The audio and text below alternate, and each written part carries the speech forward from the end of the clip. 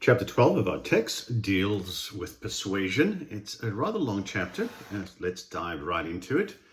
It has 6 sections to it. The first is the audience, in terms of defining who the audience is. Second, elements of persuasion. Third, how to focus persuasive messages in terms of goals, aims, and claims. Fourth, types of persuasive claims. And then fifth, it's something we've already done, and that is organizational structure. But here it's providing organizational structure to persuasive speeches in particular. And then the very short section of ethics and persuasive speaking. Of course, we've had a whole chapter on ethics. So let's dive into the very first part, the audience in persuasive speaking. Generally, when you think of the audience, you think of 3 different types of audience: a supportive audience, an opposed audience, a neutral audience, and then this section also deals with Maslow's hierarchy of needs. So how do we take our speech and make it relevant by connecting it to something in Maslow's hierarchy of needs? We'll get to that in a second. All right.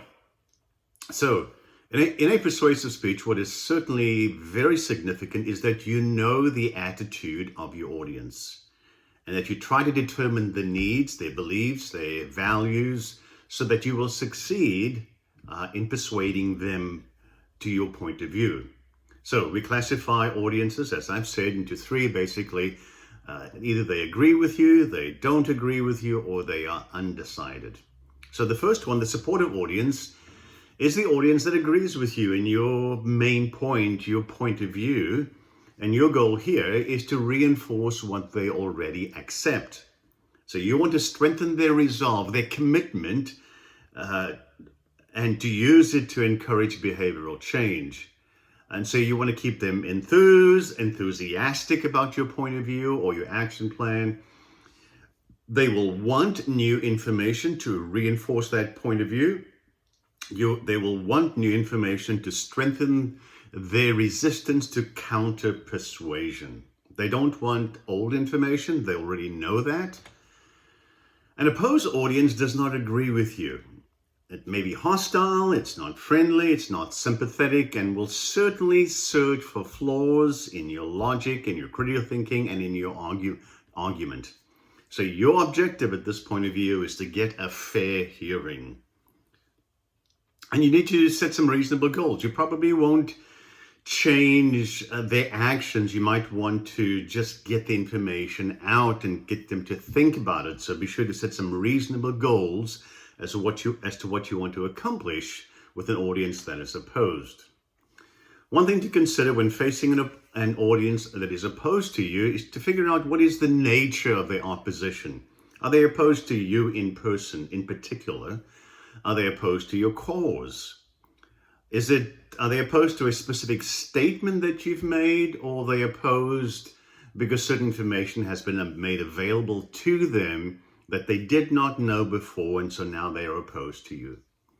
If you can determine why they are opposed, your effort now can be spent on addressing the nature of that opposition. So you want to seek some common ground between yourself and the audience. They already disagree with you. Find whatever you can to ensure that there is some commonality between you and them. Find where you and your audience can stand without disagreeing. Now, don't state it in such a way that it makes it seem as if you agree with them. Well, be sure to acknowledge those differences. Is a helpful strategy for the opposed audience. So make sure also when you speak to them that you do not set your attitudes, your beliefs, or your values to be right and the audience is to be wrong. You immediately set a chasm between yourself and them. It's a us and they mentality, and they will not move to your point of view at all. Speaking before an uncommitted audience can be difficult because you don't know whether they are uninformed or they are indifferent or they're just neutral. So the uninformed audience is the easiest to persuade because all they need now is information. That's what they need. The indifferent audience member doesn't really care about the issue or topic, And in this case, it's important that you as the speaker get the attention of the audience members and give them a reason to care. Show them how it's relevant to them. The neutral audience member has the tendency to not take either side of an issue. They may be well informed on the subject, but they don't want to make a definitive choice for whatever personal reason that they have. So the key thing is to make the message relate to their lives, and it's significant. And you do this by providing relevant, persuasive material that will move them out of the uncommitted category. So you need to know something about their disposition toward you so that you can structure a very persuasive and effective presentation.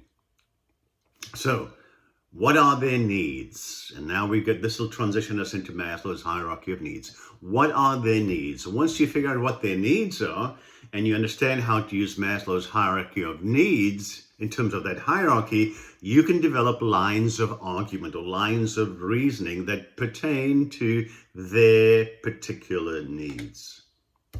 So Maslow's hierarchy of needs is a hierarchy that it's a pyramid essentially, where the most important needs, initially the most pressing needs I should say, not the most important, but the most pressing needs are at the very base of the column, physiological needs, and they move to the very top of the column, and those are self-actualization needs. So what Maslow said in 1943 was that the needs at the foundation, at the bottom, must be satisfied before individuals will consider the next level of needs. So the next level, the higher levels of needs are put on hold until the lower level of needs are met. Our greatest need, of course, are physiological needs. This is food, water, oxygen, procreation, and rest. If you're dying of thirst, you don't think about self-actualization, you don't think of safety needs. If you're not getting any oxygen, your most dire need is oxygen. Safety needs are the next one, up the level. This is our need for security, for freedom from fear and attack, a home that offers tranquility and comfort, and a means of earning a living. That's the second, safety needs. And so if there are a string of burglaries in the community, this is the most pressing need. Structure your speech and make it relevant to this particular need. Belongingness and love needs, and this refers to our drive for affiliation and friendship and love and belonging. So when appealing to the need for social belonging, you want to emphasize unity, community, cohesiveness, what will emerge from people coming together. Esteem needs is the next one. And this is the need to be seen as worthy of respect and honor and dignity, and that you are competent and that you are unique. And certainly you can appeal to this need, especially if people want to differentiate themselves from others.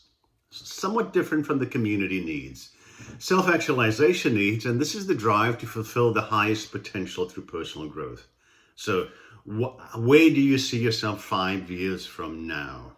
This relates to all of your goals, all the things that you want to achieve in life in terms of academics and work and family. This relates to your creativity, your self-awareness and knowledge, your social responsibility, and your responsiveness to challenge. So what does Maslow's hierarchy of needs provide? It provides you some theory, essentially, and it provides you a way of guiding you to preparing a persuasive speech, forgive me. So think about the needs of your audience and how can you reach them? So, and then target your speech to an appropriate level of need, where they are. Make it relevant to them so that they will be able to respond. The next section will deal with the elements of persuasion.